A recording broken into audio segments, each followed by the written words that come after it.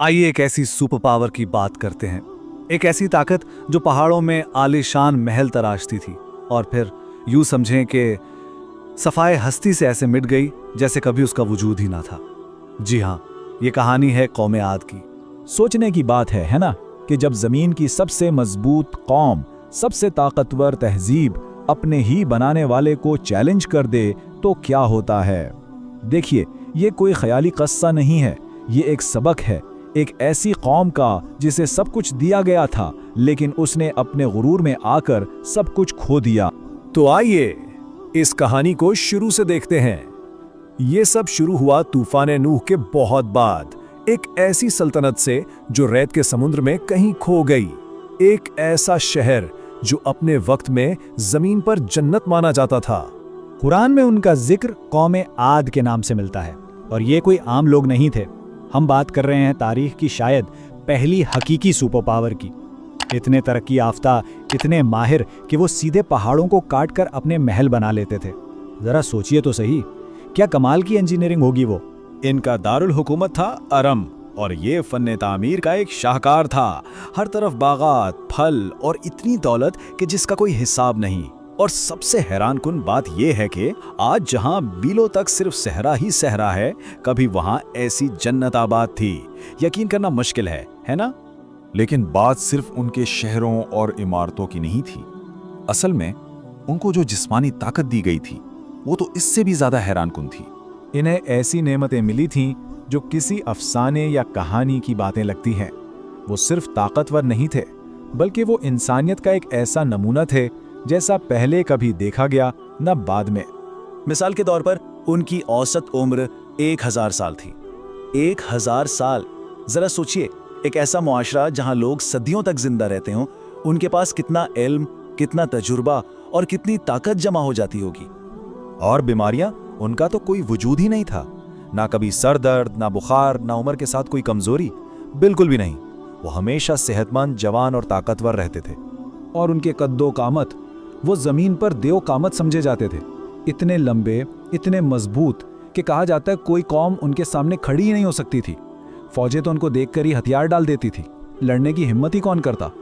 बात यहां तक है कि कुरान खुद कहता है, ऐसे लोग जिनकी मिसाल मुल्कों में पैदा नहीं की गई, यानी वो अपनी मिसाल आप थे, उन जैसा कोई था ही नहीं। लेकिन जब किसी को इतनी ताकत, इतनी नेमतें मिल जाएं, तो एक बहुत बड़ा खतरा भी पैदा होता है। गरूर का खतरा, तकब्बुर का जाल। उनके साथ भी यही हुआ। बेमिसाल ताकत ने उनमें बेमिसाल गुरूर पैदा कर दिया। वो ये भूल ही गए कि ये सब कुछ उन्हें किसने दिया है। वो समझने लगे कि ये सब उनकी अपनी मेहनत, अपनी काबिलियत है। शुक्रगुजारी की जगह तकब्बुर ने ले ली। और फिर माशरा अंदर से टूटना शुरू हो गया। तूफान नूह के बाद ये पहले लोग थे जिन्होंने बुतों की पूजा शुरू की। इनका मानना था कि ये बुत उन्हें खुदा के करीब ले जाएंगे। उन्होंने कमजोरों पर जुल्म ढाना शुरू कर दिया और गुनाह खुलेआम होने लगे। क्यों? क्योंकि वो समझते थे कि उन्हें कोई शिकस्त नहीं दे सकता। लेकिन जब कोई कौम इस हद तक बिगड़ जाए तो उन्हें एक आखिरी मौका जरूर दिया जाता है, सच्चाई की एक आवाज। उनकी सरकशी के जवाब में अल्लाह ने उन्हीं में से एक पैगंबर भेजा। ये थे पैगंबर हूद, और उनका मिशन था कौम आद को वापस बुलाना। उनका पैगाम बिल्कुल साफ था, एक खुदा की इबादत करो, तकब्बुर छोड़ो और याद करो कि ये सारी नेमतें कहां से आई हैं। ये वापसी का एक बुलावा था।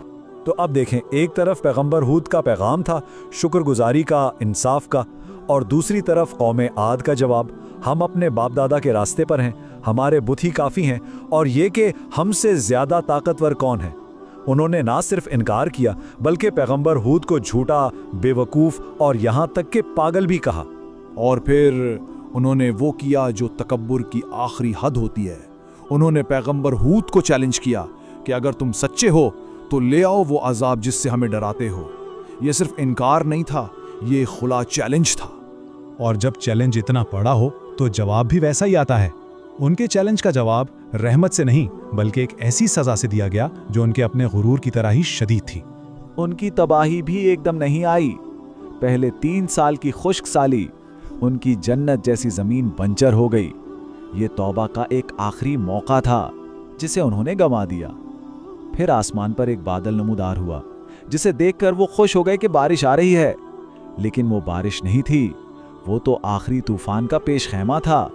और जैसे ही कौम ने इस बादल को देखकर जश्न मनाना शुरू किया, पैगंबर हूद ने उन्हें आखिरी बार खबरदार किया कि ये बारिश नहीं है, ये वही अजाब है जिसका तुमने मुतालबा किया था। सोचिए, वो जिसे रहमत समझ रहे थे वही उनकी मौत का सामान था। और फिर वो हवा चली। पहले दिन शदीद और गजबनाक, तीसरे दिन तक वो हवाएं इतनी तेज हो गई कि लोगों को जड़ों से उखड़े दरख्तों की तरह उठाकर फेंकने लगी। पांचवें दिन उनके पत्थर के मजबूत महल भी टूटने लगे। और आठवें दिन हर तरफ खामोशी थी, रेत के सिवा कुछ भी बाकी नहीं रहा था। 7 रातें 8 दिन बस। जब वो तूफान थमा तो दुनिया की सबसे ताकतवर कौम का नामो निशान मिट चुका था। उनका सरसब्ज उस शादाब शहर एक वीरान सहरा में बदल चुका था। वो देवकामत लोग, वो आलीशान महल, सब कुछ खत्म। जो चीज़ बाकी बची वो थी आने वाले हर दौर के लिए एक इबरत। तो ये कहानी हमें एक बहुत बड़े सवाल पर लाकर छोड़ देती है कि आखिर वो कौन सा लम्हा होता है जब किसी तहजीब की सबसे बड़ी ताकत ही उसकी सबसे बड़ी कमजोरी बन जाती है। खुद एतमादी कब गुरूर में बदलकर खुद को तबाह करने का सबब बनती है।